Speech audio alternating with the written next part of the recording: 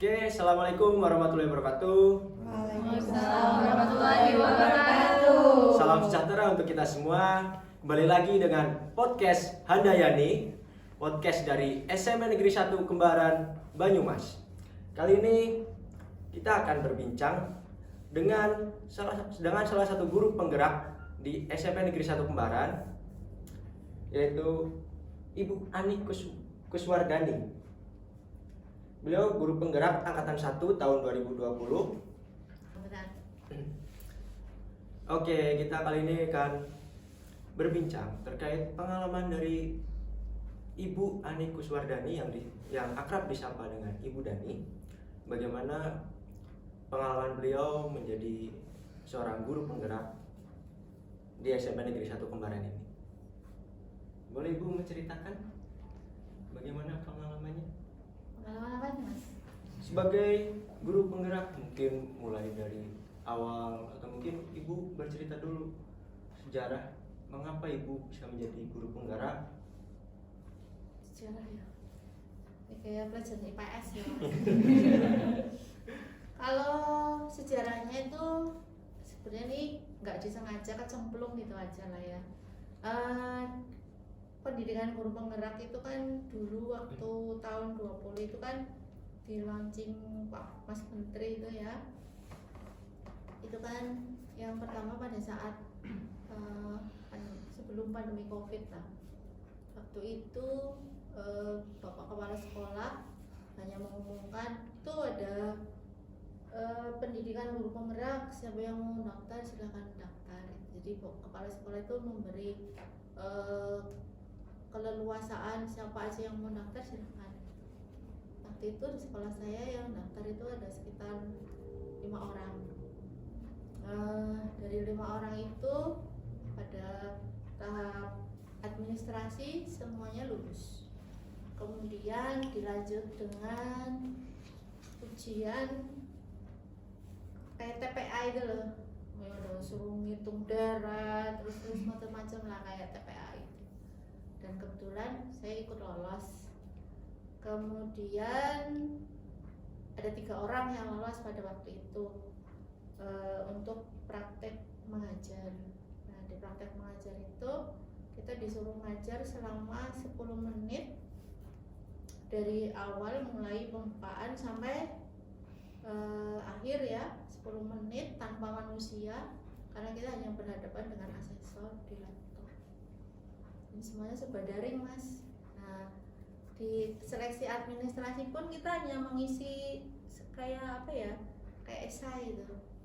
Esai itu selama dikerjakan 3 pertanyaan 2 jam tanpa boleh berhenti ya. Kalau berhenti ya boleh sih, cuma waktunya kan jalan terus sudah 2 jam langsung sistem tertutup. Nah, setelah selesai wawancara yang terakhir itu tes wawancara praktek ngajar, alhamdulillah lulus. Kemudian yang terakhir itu wawancara itu ditanya macam-macam kegiatan kita untuk mengkonfirmasi esai yang kita tulis. Dan alhamdulillah dari 3 orang dari sekolah saya itu yang masuk ke tahap pendidikan 2 orang. Tapi kemudian saya mutasi ke sini. Jadi akhirnya saya di sini pendidikan juga, selama pendidikan saya juga di sini sampai lulus. Sampai hari ini saya masih di sini. Boleh diceritakan dong Bu sedikit terkait pendidikan guru penggerak itu seperti apa? Apa aja aktivitasnya? Kalau pendidikan guru penggerak itu, kalau sekarang tuh orang banyak ya yang pada kepengen jadi guru penggerak ya. Kalau dulu tuh nggak ada bayangan guru penggerak mau jadi apa gitu, yang penting ikut aja dulu itu daftarnya. Kalau ditanya pendidikan guru penggerak itu sebenarnya pendidikan yang kita lakukan itu terjun langsung di sekolah, di satuan pendidikan. Karena di guru penggerak itu kan ada 4 kompetensi ya. Yang pertama itu mengembangkan diri sendiri dan orang lain, itu kompetensi pertama. Kemudian yang kedua sebagai pemimpin pembelajaran. Kemudian yang ketiga itu pemimpin pengembangan sekolah, dan yang keempat itu ada pemimpin manajemen sekolah. Itu kan dari sekian banyaknya kegiatan ibu saat pendidikan guru penggerak, ibu kan juga masih ada beban buat mengajar. Enggak loh mas, saya nggak bukan beban kalau ngajar. Kan masih ada tugas bu. Iya. Iya, tugas baru. Jangan ngomong beban mas, karena kalau ngajar tuh saya nggak pernah beban. Karena saat bertemu anak itu adalah sebuah kebahagiaan. Menyenangkan ibu di dalam kelas. Satu kelas dengan yang lain itu beda-beda mas. Makanya RPP ya itu kan bisa dibuat satu, tapi nanti catatan akeh. Karena di kelas ini mungkin selesai materi, kelas ini belum tentu selesai. Menarik ini pembahasannya. Iya, karena setiap RPP itu, setiap satu RPP kan nggak mungkin kok bikin RPP kelas 9A, RPP 9B, 9C kan nggak mungkin. RPP pasti dibuat satu kan. Langsung kelas 9 itu. Iya, kelas 9. Tetapi ketika di dalam kelas kita itu pasti akan menemui kendala, tantangan ya, jangan ngomong kendala, tantangan di mana setiap anak di dalam satu kelas itu berbeda-beda. Jadi kelas A, kelas B, kelas C itu semuanya istimewa. Istimewanya di mana? Ya silakan masuk ke kelas gitu. Jadi tahu keistimewaannya apa. Oke, berbicara terkait karakteristik siswa ini menarik sekali ini bu. Bagaimana cara ibu menerapkan atau memodifikasi kegiatan belajar mengajar dengan karakteristik siswa yang berbeda-beda? Tim setting tolong. Buruan, gercep. Kalau saya itu mungkin memodifikasi beberapa media belajar ya. Kalau misalnya saya nge-share PPT, nah saya juga ada PPT, ada video, ada buku yang anak baca kayak gitu. Kadang baca senyap. Anak-anak ketika disuruh baca senyap, ya nggak senyap. Tetap aja ada yang ngomong kayak gitu kan. Jadi kegiatan-kegiatan pembelajaran itu ya medianya itu memang harus variatif mas. Jadi kayak kalau di guru penggerak, kalau di kurikulum merdeka itu kan yang lagi booming itu kan pembelajaran berdiferensiasi. Betul. Clue-nya dari ke kumer itu ya berdiferensiasi. Nah salah satunya cara biar berdiferen ya itu tadi ada video, ada PPT misalnya ya, ada anak suruh membaca buku gitu. Itu sudah diferensiasi dan itu sudah dilakukan guru sejak lama. Cuma sekarang lebih keren. Digaungkan lagi bu, diferensiasi. Jadi kayak lebih kekinian gitu kan. Ya kan? Iya. Sekarang kan harus kekinian. Kalau guru nggak kekinian tuh katanya nggak asik gitu. Apa guru ngomong baik itu, membosankan ya bu. Iya, muridnya kayaknya ya memang ngoceh. Ikut bicara gitu. Berarti dari pembicaraan tadi dapat disimpulkan bahwa pembelajaran berdiferensiasi yang Ibu Dani terapkan itu mendiferensikan media pembelajaran seperti itu Ibu. Ya. Dengan melihat karakteristik peserta didiknya. Ya, itu kan termasuk diferensiasi konten ya. Kalau jenengan belajar kan udah tahu loh, udah pinter. LMS-nya sudah dibacakan, itu ada proses, ada produk lingkungan belajar. Kalau di produk itu kan mungkin hasil anak. Jadi jenengan kalau memberi tugas siswa itu jangan hanya satu buku, silakan buat gambar. Ya sih kalau bisa gambar aku beri bebas. Itu mas, jadi produk itu juga ada. Walaupun sekarang anak kan pegangnya kan gadget ya. Iya. Kayaknya kalau anak sekarang nggak pegang HP kayaknya mustahil. Mustahil banget. Kelihatan ketinggalan zaman malah. Iya, ada yang nggak punya, ya punya tapi Iya. barengan dengan bapaknya, ibunya gitu ya ada di sini ya. Karena ya itu tadi ekonomi keluarga kan juga beda-beda. Jadi saya sering misalnya bikin kayak contohnya kemarin membuat poster atau cerita atau apa aja lah ya tentang teknologi pada sistem reproduksi tumbuhan dan hewan. Boleh pakai Canva, boleh pakai, anak-anak kan ada yang senang pick art gitu ya, Iya, benar. terus macam-macam, boleh aja. Bikin video boleh, boleh. Mau bikin gambar boleh, boleh, semuanya boleh.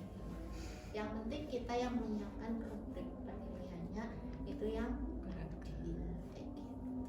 Jadi semua produk yang anak buat itu ya harus diterima karena sesuai dengan potensi masing-masing. Jangan mendiskriminasi nih, katanya begitu. Biar anak-anak itu belajar untuk mengembangkan diri. Mungkin yang sekarang nggak bisa bikin video jadi bisa. Kalau sekarang anak pinter mas, kalau 2 tahun yang lalu berarti tahun 2020 ya, waktu saya pertama kali di sini ya anak nggak bisa, belum pintar. Kalau sekarang luar biasa. Sudah pada kreatif ya Bu. Jadi ya ada kemajuan teknologi yang mereka kembangkan ya. Jangan sampai kalah dengan anak-anak. Ya, untuk teman-teman jangan lupa untuk terus mengembangkan diri. Jangan sampai kita tertinggal oleh peserta didik kita. Saya juga kadang-kadang duduk di bawah gitu, terus anak-anak pada melingkar, takon, jawab. Saya nggak harus saya menerangkan di papan tulis itu, kesel. Kadang ada temennya yang sudah bisa, saya minta tolong dong itu diajarin, ibu kesana dulu. Kalau di kelas itu kan biasanya cewek lebih pinter ya, maaf ya. Biasanya itu cewek lebih pinter, jadi mereka itu kadang-kadang ya saya tuh lebih cewek yang ngajarin cewek, dan nanti saya yang ngajarin yang cowok-cowok. Cowok kan lebih, kalau cewek yang ngajarin kan malu gitu. Kalau saya kan nggak malu.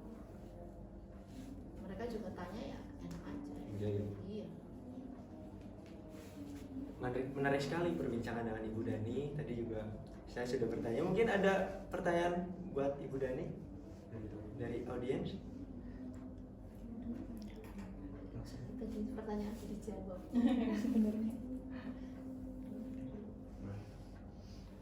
Ya, baik.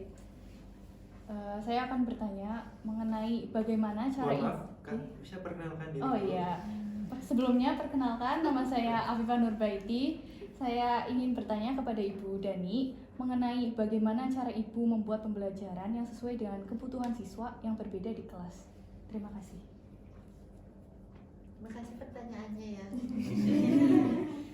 Ya seperti yang tadi saya bilang bahwa sekarang itu saya lagi ngetrennya ya pembelajaran berdiferensiasi. Jadi saya lebih banyak mengeksplor anak itu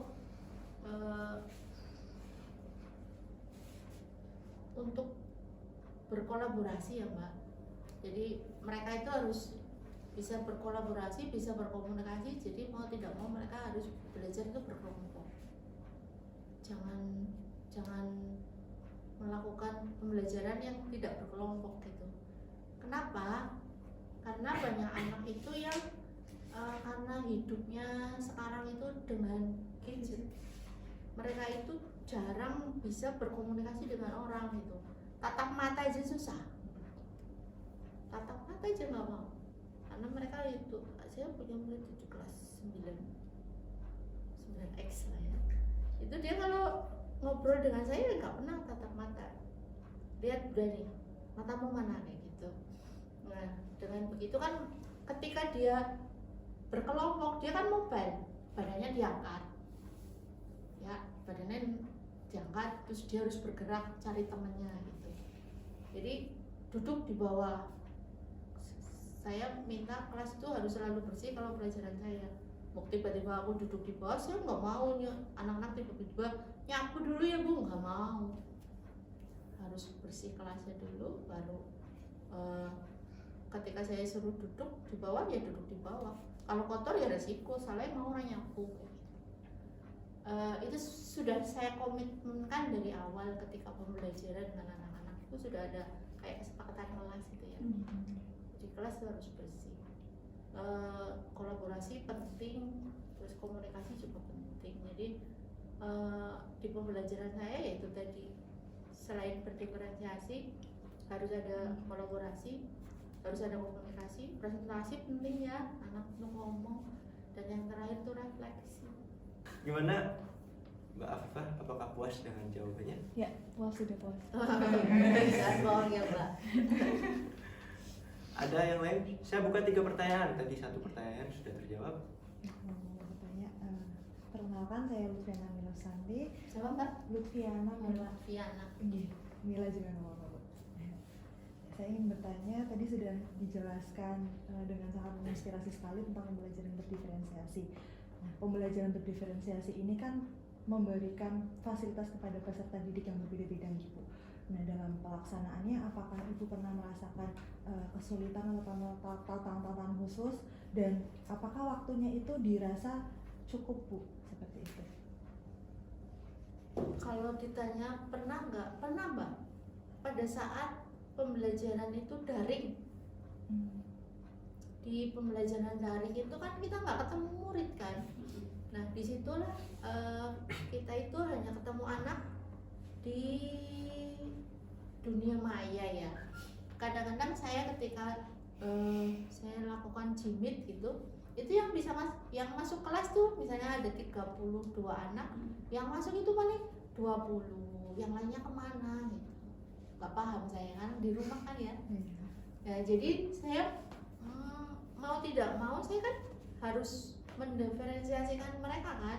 Saya kirim sama seperti yang tadi saya sebut, saya kirim PPT iya, video pembelajaran iya, silakan baca buku juga iya, karena anak itu dipinjamin buku paket waktu pembelajaran daring itu. Jadi mereka ya punya buku paket. Nah ketika mengerjakan tugas pun juga sama. Tantangannya waktu pembelajaran daring, dan itu memang susah. Itu pun ada anak yang tidak mengerjakan dan sebagainya, yang mungkin ada kendala, mungkin nggak punya HP di rumah bisa.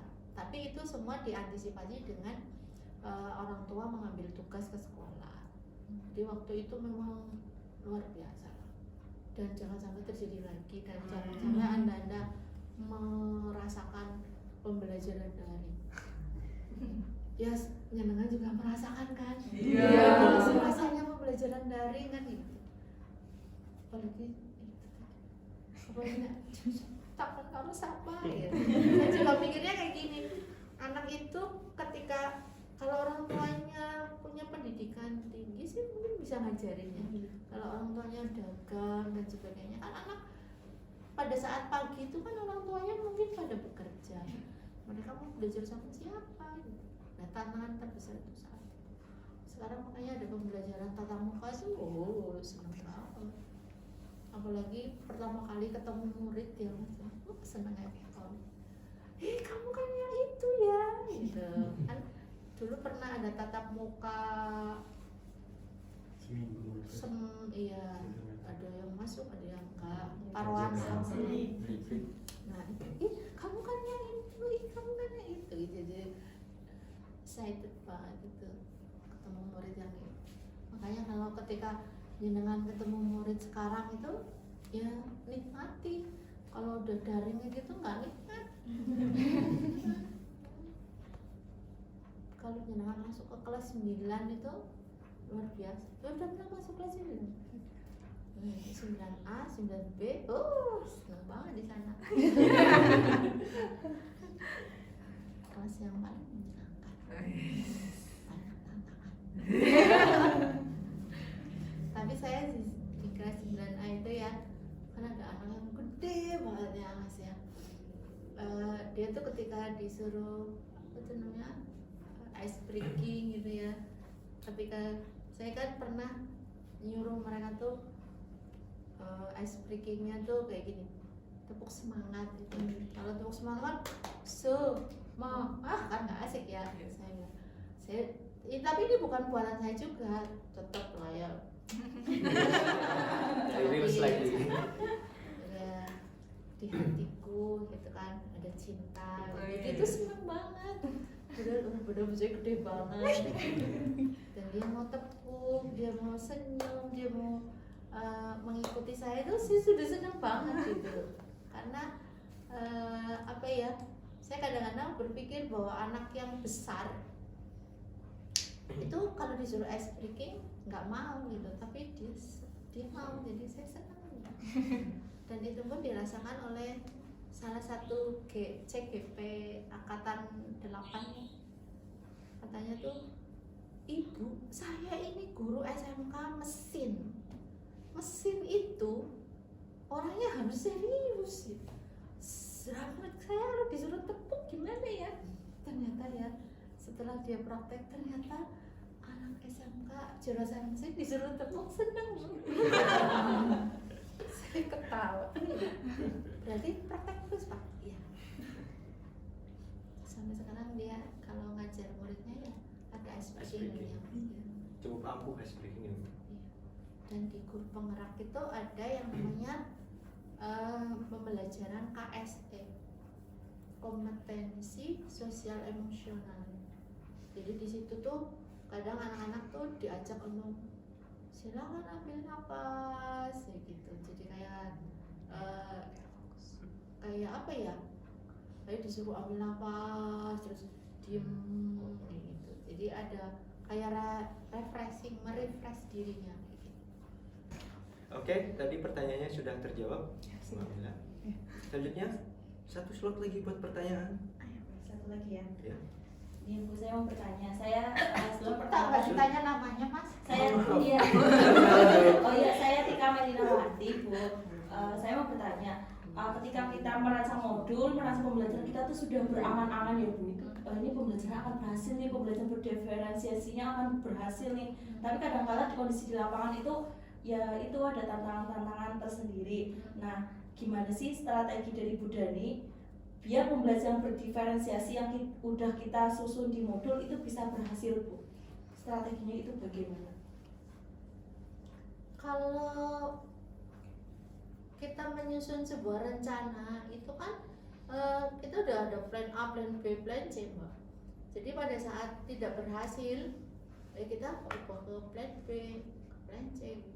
Bercontoh misal itu udah bikin PPT wis mantap ya, ternyata listriknya mati, listriknya mati ya. Kan masa kita mau memaksa? jangan memaksa.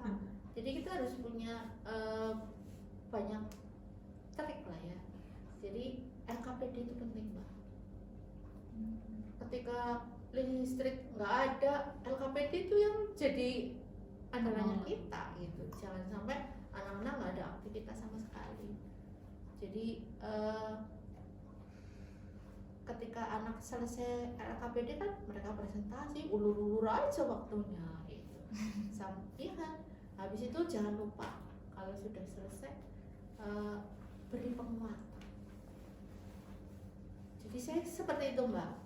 Misalnya misalnya di 9B itu kan nggak ada LCD.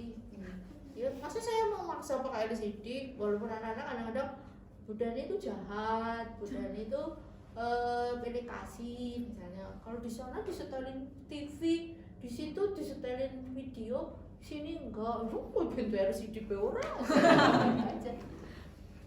Nanti saya kalau enggak, saya kirim lewat WA videonya.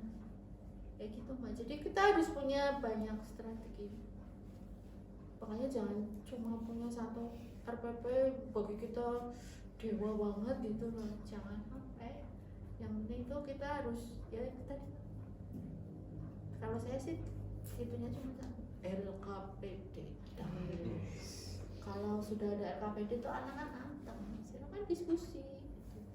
Jadi kita bisa bimbing mereka di satu meja ke meja yang lain. Kalau nggak ada LCD kita mau apa ya? ini sekolah besar tapi nggak semua kelas ada yang segini. Kalau mau pindah ya tidak poyong-poyongan megah ya mbak, waktu nentek belum kalau ruangannya dipakai juga oleh kelas lain. Jadi kita harus banyak merancang strategi lah. Jadi kalau ada ya tadi plan A, plan B, plan C gitu.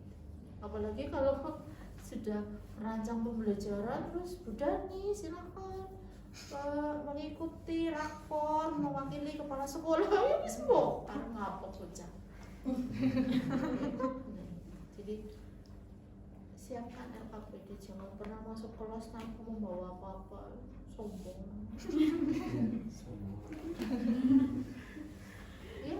Ya karena kita butuh itu mbak, butuh apa sih namanya,